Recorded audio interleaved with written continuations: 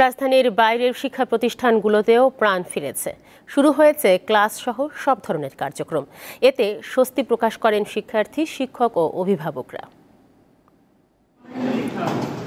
প্রায় 1 মাস সময় পর পুরোপুরি স্বাভাবিক অবস্থায় ফিরেছে শিক্ষাঙ্গন। স্কুল, কলেজ, মাদ্রাসা ও বিশ্ববিদ্যালয়ে শুরু হয়েছে শ্রেণী কার্যক্রম।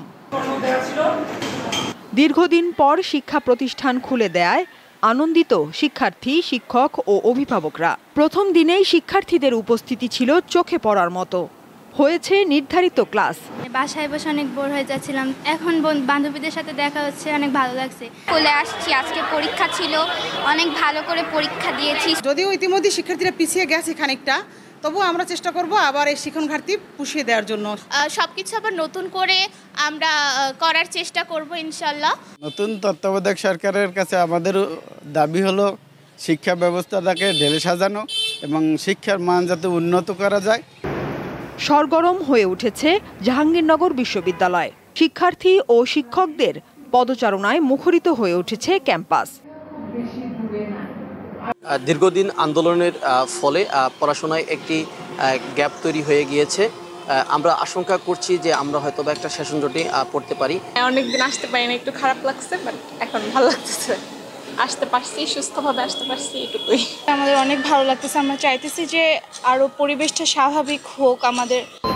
ক্যাম্পাসে উদযাপন করা হয়েছে নাট্যাচার্য সেলিম আল দ্বীনের ৭৫তম জন্মজয়ন্তী। সকালে পুরাতন কলা ভবন থেকে বের করা হয় পদযাত্রা।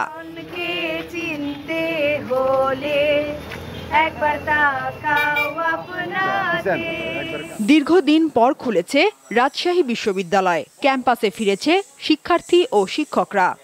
এখন এই মুহূর্তে যেহেতু বিশ্ববিদ্যালয় একেবারে প্রশাসন শূন্য, কোনো ভাইস চ্যান্সেলর নেই, কেউ কোনো দায়িত্বভারও গ্রহণ করেননি বা দেওয়া হয়নি, ফলে এই মুহূর্তে বিশ্ববিদ্যালয় আনুষ্ঠানিকভাবে চালু করতে গেলে অবশ্যই এখানে আগে প্রশাসন বা ভাইস চ্যান্সেলর নিয়োগ দিতে হবে। আর না দিলে এটা অফিসিয়ালি চালু করা সম্ভব নয়। তবে কোনো বিভাগ বা কোনো শিক্ষক যদি মনে করে আনঅফিসিয়ালি সে ক্লাস নিবে, সেটা নিতে পারে। বন্দরনগরী চট্টগ্রামে শিক্ষা প্রতিষ্ঠানগুলোতে পুরোদমে ক্লাস সহ সব কার্যক্রম শুরু হয়েছে। প্রাণ চাঞ্চল্য ফিরেছে শহরের বাইরের স্কুল, কলেজ ও মাদ্রাসাগুলোতেও। দীপ্ত, বার্তাকক্ষ।